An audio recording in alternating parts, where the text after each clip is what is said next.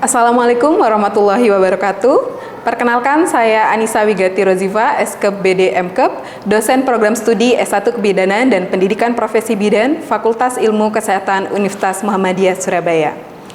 Pada kesempatan ini, saya akan menyampaikan cuplikan proses pembelajaran pada mata kuliah Masalah dan Gangguan pada Sistem Reproduksi yang merupakan mata kuliah wajib program studi S1 Kebidanan dengan bobot 2 SKS dan diberikan kepada mahasiswa semester 7. Mata kuliah ini dirancang agar mahasiswa mampu memahami berbagai masalah dan gangguan pada sistem reproduksi perempuan secara komprehensif, mulai dari konsep dasar, patofisiologi, manifestasi klinis, hingga peran bidan dalam deteksi dini, edukasi, kolaborasi, dan rujukan sesuai dengan kewenangan profesi bidan.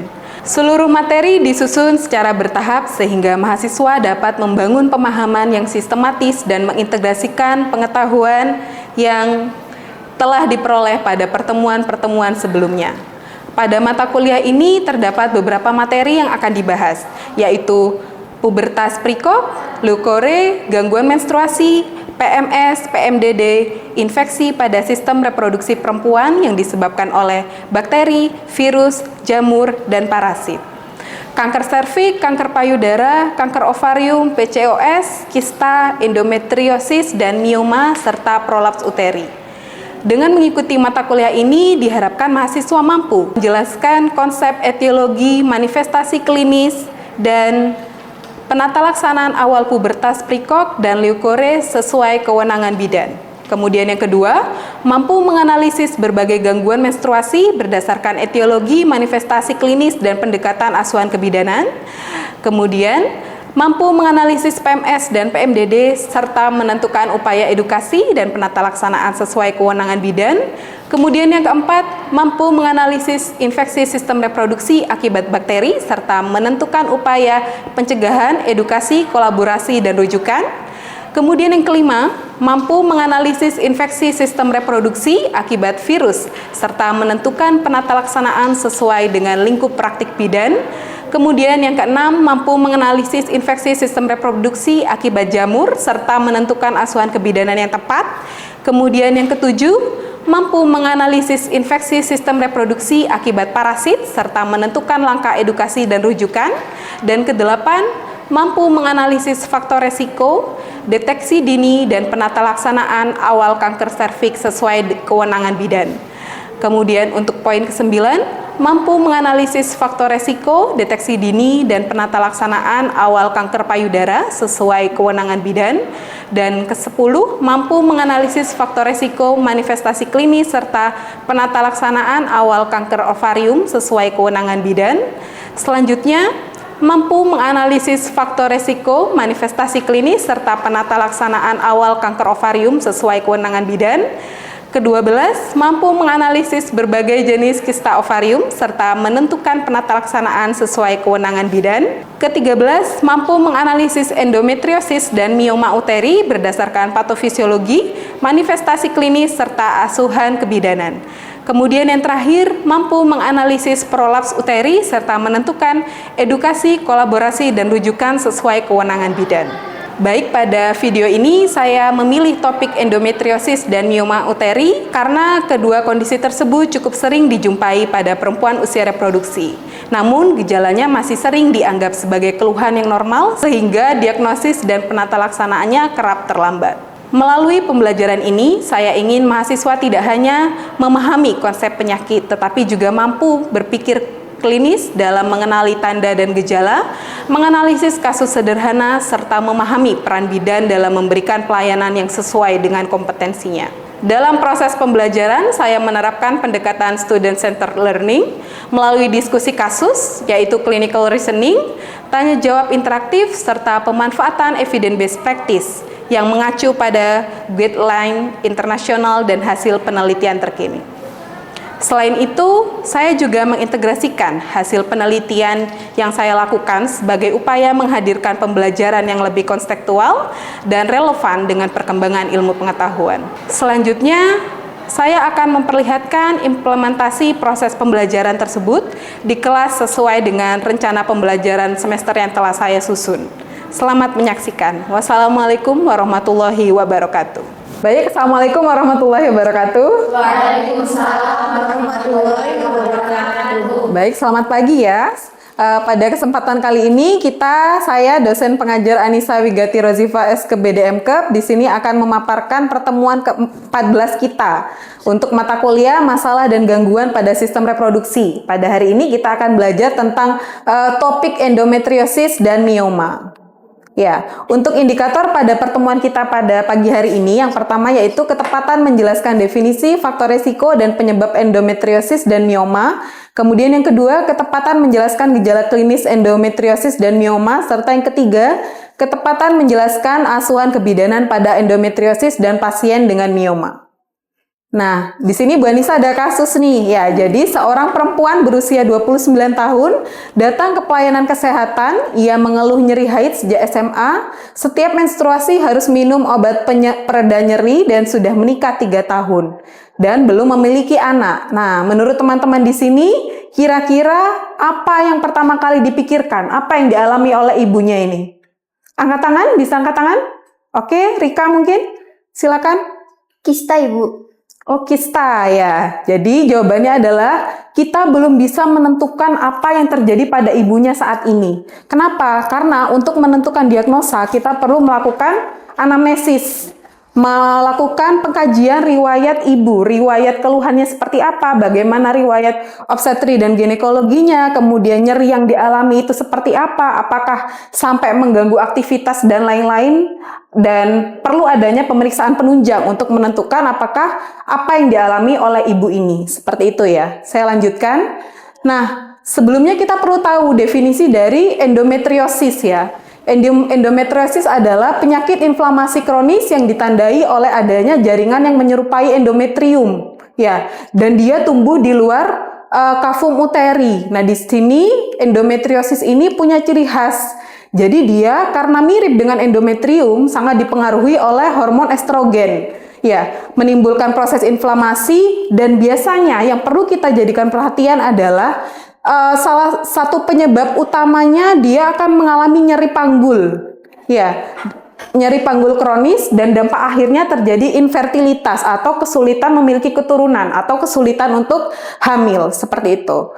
Nah, di slide ini kita bisa belajar bahwa angka kejadian dari endometriosis ini cukup besar ya, sekitar 10% dari 190 miliar ya. Jadi perbandingannya adalah 1:10 perempuan mengalami endometriosis ini. Nah, itu yang harus kita khawatirkan. Kadang-kadang kita sudah dapat atau menemukan ibu dengan kondisi gejala yang sudah parah seperti itu. Oleh karena itu perlu adanya deteksi dini yang luar biasa ya kita sebagai bidan. Nah, bagaimana penyebab atau patofisiologi dari endometriosis ini? Ya, ada istilahnya menstruasi retrograde. Jadi ini adalah suatu teori yang menyatakan bahwa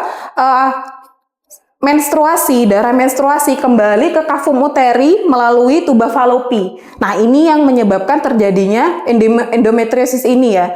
Jadi terjadi implantasi jaringan menyerupai endometrium. Nah, hal ini bisa diperparah lagi kalau misalkan terjadi masalah atau penurunan pada sistem imunnya. Sehingga terjadi inflamasi kronis apabila disertai dengan peningkatan reaktif oksigen spesies yang semakin lama semakin banyak dan menumpuk dapat menyebabkan terjadinya stres oksidatif. Nah, stres oksidatif ini menyebabkan terjadinya pembentukan jaringan lagi, angiogenesis dan fibrosis, sehingga membentuk lesi endometriosis. Ya, sehingga hal ini karena adanya jaringan atau lesi tadi menyebabkan nyeri kronis yang bahayanya dapat berdampak infertilitas tersebut. Nah, selanjutnya biasanya orang yang mengalami endometriosis ini ada beberapa tanda-tanda atau gejala ya. Ya, di sini saya kelompokkan menjadi 4, yaitu nyeri atau pain ya, kemudian ada gangguan reproduksi, gangguan menstruasi dan gejala yang lainnya. Untuk nyeri di sini kita biasanya sangat ditandai dengan ibu perempuan dia mengalami nyeri pada saat menstruasi yang progresif, semakin lama, semakin sakit, semakin berat dari waktu ke waktu. Kemudian ada nyeri panggul, nyeri saat berhubungan seksual, kemudian nyeri saat BAB atau BAK. Nah, kemudian untuk yang kedua, gangguan reproduksi, sudah kita sebut tadi ya, infertilitas, kemudian ada masalah pada menstruasi, seperti menoragi dan perdarahan bercak, dan gejala lain, seperti gampang lelah, masalah pada saluran cerna, dan lain-lain. Nah, bagaimana cara kita menetapkan bahwa seseorang bisa dikatakan endometriosis atau tidak? Nah, tentunya kita sebagai bidan ya, pendekatan dari kebidanan harus melalui tahapan-tahapan ini, yaitu anamnesis, pemeriksaan fisik, dan pemeriksaan penunjang. Ya, seperti biasa, kalau anamnesis kita tidak lupa menanyakan terkait riwayat nyeri haidnya. Bagaimana? Kemudian riwayat infertilitas, riwayat keluarga, dan gangguan aktivitas sehari-hari. Pada pemeriksaan fisik biasanya kita temukan adanya nyeri tekan pada bagian pelvis ya. Kemudian mungkin ada beberapa kasus yang akan meraba atau menemukan massa ya. Kemudian untuk pemeriksaan penunjang, nah ini ya, berdasarkan evidence base terbaru, kalau dulu itu endometriosis ini pemeriksaannya satu, harus laparoskopi. Tapi kalau sekarang sudah keilmuan berkembang, ternyata pemeriksaan penunjang untuk endometriosis ini USG transvaginal dan mungkin bisa dilakukan MRI dengan beberapa kasus-kasus tertentu. Nah, di sini untuk integrasi penelitian dalam pembelajaran ya, kenapa kita harus tahu bagaimana stres oksidatif ini sangat berperan pada endometriosis ya. Jadi paparan lingkungan seperti timbal, polusi, zat-zat kimia lain itu dapat menyebabkan inflamasi kronis ya. Inflamasi kronis ini dapat mengakibatkan reaktif oksigen spesies yang meningkat. Yang sudah kita pelajari tadi, kalau dia menumpuk, tentunya dapat terjadi stres oksidatif yang akan berdampak terhadap kerusakan jaringan. Nah, kalau jaringannya sudah rusak, tentunya akan terjadi gangguan fungsi pada reproduksi. Nah, hal ini sesuai dengan penelitian yang sudah pernah saya lakukan sebelumnya terkait bagaimana pemberian kitosan ya pada penelitian eksperimen tikus betina yang dipapar timbal asetat ternyata mampu menurunkan kadar MDA atau malondialdehyde secara kuantitatif, kemudian juga dapat meningkatkan kadar 17 beta estradiol serta meningkatkan ekspresi FEGF pada jaringan endometrium. Ini silakan nanti untuk hasil penelitian saya mungkin bisa diakses dan dipelajari sendiri ya. Seperti itu. Kemudian sebelumnya saya akan tanya lagi, bagaimana peran kita sebagai bidan dalam mengatasi endometriosis ini? Ada yang mau jawab? Saya. Iya, silakan. Bisa dengan deteksi dini dan edukasi, Bu. Oke, bagus sekali ya. Jadi peran bidan dalam endometriosis ini adalah melakukan deteksi dini.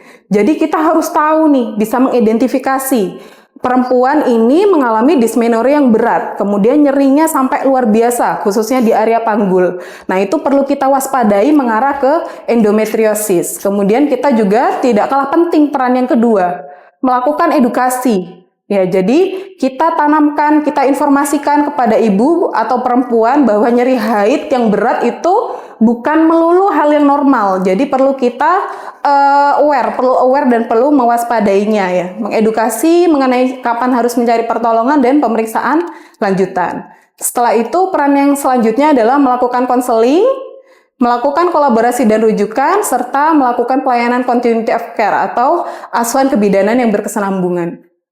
Nah, ini di slide ini kita akan belajar tentang bagaimana membedakan endometriosis dengan mioma. Ya, jadi di sini endometriosis dan mioma merupakan suatu hal yang berbeda. Ya, jadi kalau endometriosis ini dia menyerupai jaringan tumbuh menyerupai endometrium yang biasanya tanda khasnya adalah terjadi nyeri sekali yang dominan. Biasanya disertai dengan infertilitas dan dysmenorrhea, nyeri pada saat menstruasi, nyeri dysmenorrhea secara progresif. Berbeda dengan mioma yang dia adalah tumor jinak. Bentuknya seperti otot polos yang dia tumbuh di area otot rahim atau myometrium. ciri khasnya dia akan terjadi perdarahan yang dominan atau perdarahan uterus yang abnormal. Makanya pada saat orang yang mengalami mioma yang perlu diwaspadai adalah terjadinya anemia.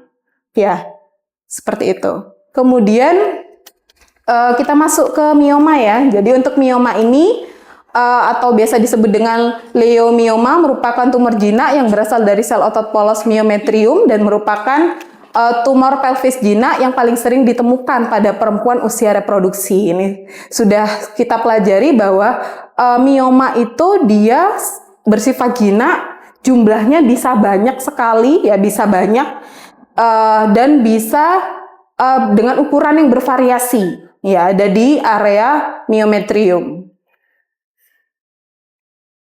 Kemudian ini adalah gambaran dari sistem reproduksi perempuan yang normal. Kemudian ini adalah gambaran dari sistem reproduksi perempuan dengan adanya mioma. Di sini ada fundal subserosa, yaitu miom yang ada di bagian fundus. Kemudian ada pedunculate submucosa, seperti menggantung seperti ini ya. Ada submucosa, subserosa, dan intramural seperti ini. Ya, ini menurut Vigo diklasifikasikan menjadi submucosal, other, dan hybrid leiomioma ya. Secara umum mirip seperti yang tadi, terdapat intramural, subserosal ya. Kemudian bagian ini merupakan gambaran dari klasifikasi dari leiomioma. Nah, untuk epidemiologi dari mioma atau angka kejadiannya di sini ternyata diperkirakan 50 hingga 70% perempuan usia reproduksi ini mengalami mioma dengan beberapa gejala ya. Ini adalah manifestasi klinis mioma uteri, biasanya disertai dengan perdarahan uterus yang abnormal, kemudian ada perdarahan menoragi, nyeri pada pelvis, adanya massa pada abdomen, kemudian ada masalah atau gangguan pada BAK, mengalami konstipasi, bahkan yang perlu kita khawatirkan adalah terjadinya infertilitas ya. Jadi tingkat bahaya dan tanda gejala dari mioma itu ditentukan oleh lokasi dari mioma tadi dan seberapa besar ukurannya. Jadi tergantung dengan lokasinya ya. Ini adalah peran bidan pada mioma ya. Jadi kita melakukan anamnesis, melakukan identifikasi apakah dikhawatirkan terjadi anemia atau tidak ya. Kemudian melakukan pemeriksaan fisik, memberikan edukasi, kolaborasi, serta melakukan rujukan. Nah, agar kita bisa mengetahui secara langsung ya, kira-kira kasusnya contohnya seperti apa nih ya. Bagaimana caranya kita bisa membedakan apakah orang tersebut mengalami endometriosis dan mioma. Nah, di sini ada kasus, silakan bisa dibaca sebentar. Ya, nanti kita akan bahas bersama untuk pertanyaannya. Baik, mungkin ada yang mau menjawab? Iya? Silakan, bisa Citra. Jawabannya B, Ibu, endometriosis. Jawabannya B ya. Jadi berdasarkan hasil anamnesis tersebut, diagnosis yang paling mungkin adalah B, endometriosis. Kenapa Citra milih endometriosis? Karena di situ disebutkan ibunya mengalami nyeri saat haid, kemudian mengalami nyeri juga saat berhubungan seksual. Oke, kita kasih tepuk tangan buat Citra. Ya, jadi benar jawabannya adalah B, endometriosis. Karena sangat jelas di sini, di kasus di sini ibu mengalami nyeri haid yang semakin lama semakin berat. Kemudian dia juga mengalami nyeri saat berhubungan seksual ya. Jadi juga terdapat biasanya kita sebut dengan disparonia ya. Dia menikah selama 2 tahun dan belum memperoleh kehamilan. Nah, ini sangat mengarah pada endometriosis. Sudah sangat benar untuk jawaban dari Mbak Citra. Oke, dari kesimpulan untuk pertemuan kita pada hari ini, endometriosis merupakan penyakit inflamasi kronis yang ditandai oleh adanya jaringan menyerupai endometrium di luar kavum uteri, sedangkan mioma uteri merupakan tumor jinak yang berasal dari otot polos myometrium ya. Jadi karena kedua penyakit ini punya perbedaan di manifestasi klinisnya, kita sebagai bidan perlu melakukan edukasi, kemudian deteksi dini, konseling, kolaborasi, dan rujukan untuk mengatasi masalah ini. Jadi jangan sampai terlambat untuk mendeteksi dini karena dampaknya bisa mempengaruhi kualitas hidup dari perempuan itu sendiri. Seperti itu ya, ini daftar pustaka yang saya gunakan. Nah, untuk meningkatkan pemahaman teman-teman di sini, saya memberikan penugasan yang intinya tentang critical appraisal artikel ilmiah tentang endometriosis atau mioma berbasis evidence based practice ya. Jadi silakan teman-teman nanti mencari satu artikel penelitian internasional tentang endometriosis atau mioma ya. Kemudian silakan dilakukan identifikasi dengan format tersebut ya, identitas artikel, ringkasan penelitian, analisis kualitas evidence, dan bagaimana implikasi terhadap praktik kebidanannya. Nanti akan saya sediakan di e-learning room-nya untuk pengumpulan laporannya. Seperti itu ya, batas akhirnya minggu depan jam 15.00. Oke? Baik, Sudah Ibu. cukup jelas ya? Terima kasih banyak. Wassalamualaikum warahmatullahi wabarakatuh. Waalaikumsalam warahmatullahi wabarakatuh. Demikian video pembelajaran ini saya sampaikan. Terima kasih kepada Bapak Ibu atas waktu dan perhatiannya. Semoga video ini dapat memberikan gambaran mengenai pelaksanaan pembelajaran yang saya lakukan. Terima kasih. Wassalamualaikum warahmatullahi wabarakatuh.